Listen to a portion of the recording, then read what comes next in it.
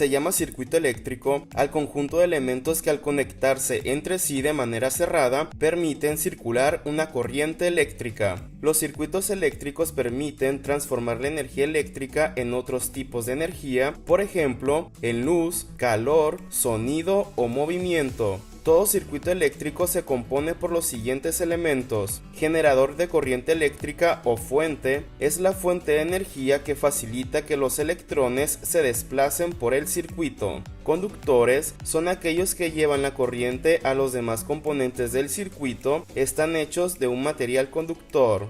Interruptor es el dispositivo de control que permite o impide el paso de la corriente eléctrica a través del circuito, lo que nos permite encender o apagar un dispositivo. Y el receptor es el encargado de recibir y transformar la energía eléctrica en otro tipo de energía. Dependiendo de la manera en que estén conectados, existen dos tipos de circuitos eléctricos, en serie y en paralelo. En los circuitos en serie, los elementos que lo componen se conectan uno después del otro. La corriente circula recorriendo todos los elementos. En este tipo de circuito, si se funde, se desconecta o se afloja uno de los focos, el resto se apagarán. Y en los circuitos en paralelo, sus elementos son independientes ya que se unen en dos extremos comunes y la corriente eléctrica se divide en cada uno de los componentes que lo integran. Esto permite que la corriente siga circulando aun cuando se funde, desconecte o se afloje un foco y no se apagará el resto.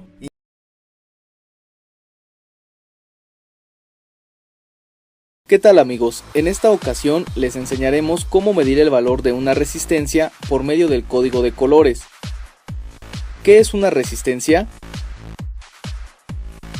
La resistencia es un elemento electrónico que limita el paso de corriente en un circuito. Físicamente están hechas de carbón o metal. Son componentes que se encuentran en aparatos electrónicos como radios, televisores, amplificadores, etc. La unidad de medición de la resistencia es el ohm. Y la representación gráfica puede presentarse de las siguientes formas.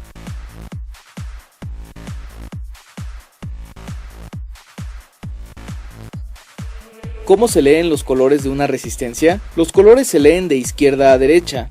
La primera y segunda banda representa la primera cifra del valor de la resistencia, que está comprendida entre el 0 y el 9.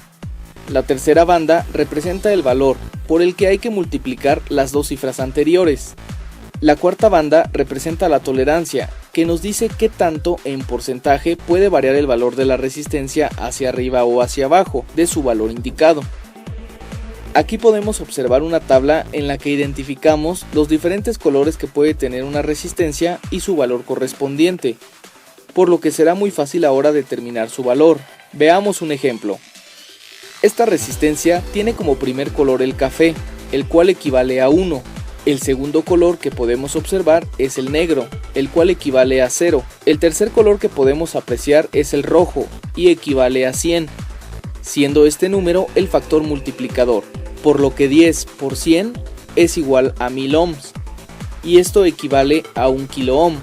Viéndolo de esta manera, 1000 ohms equivale a 1 kilo ohm, 10.000 ohms es igual a 10 kilo ohms, 100.000 ohms es igual a 100 kilo ohms, 1.000.000 de ohms es igual a 1000 kilo ohms, que es igual a 1 mega ohm. El último color es el dorado, el cual equivale a 5%. Entonces, el valor de esta resistencia es de 1 kilo ohm con 5% de tolerancia. Veamos otro ejemplo. En esta resistencia podemos observar como primer color el rojo, el cual equivale a 2. El segundo color es el violeta, el cual equivale a 7. El tercer color es el café, el cual equivale a 10. Entonces, las dos primeras cifras las multiplicaremos por 10, quedando de la siguiente manera. 27 por 10 es igual a 270 ohms. El último color es el dorado, que equivale a 5%. Entonces, el valor de esta resistencia es de 270 ohms con 5% de tolerancia. De esta manera podemos identificar el valor de las resistencias por medio del código de colores.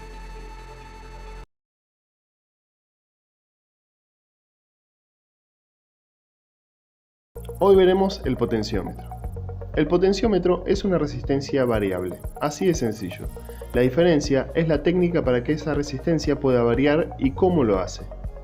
Lo encontramos en diversos aparatos electrónicos, generalmente para controlar intensidades, ya sea de audio, luz, etc.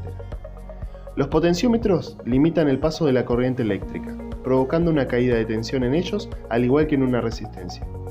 Pero en este caso, el valor de la corriente y la tensión en el potenciómetro las podemos variar solo con cambiar el valor de su resistencia. En una resistencia fija, estos valores serían siempre los mismos. El valor de un potenciómetro viene expresado en ohmios, como las resistencias, y el valor del potenciómetro siempre es la resistencia máxima que puede llegar a tener. La mínima, lógicamente, es 0. Por ejemplo, un potenciómetro de 10 kΩ puede tener una resistencia variable con valores entre 0 y 10.000 ohms. Los potenciómetros tienen 3 pines. En los extremos colocaremos el negativo y el positivo, y del pin del medio serán los datos que obtendremos del potenciómetro. Es un componente analógico, por lo que será necesario conectarlo a una entrada analógica. Las entradas analógicas del Arduino nos permiten conectar componentes analógicos, que convertiremos en digitales para poder enviar una respuesta a los periféricos. El Arduino Genuino 1 R3 cuenta con una entrada analógica con una resolución de 10 bits.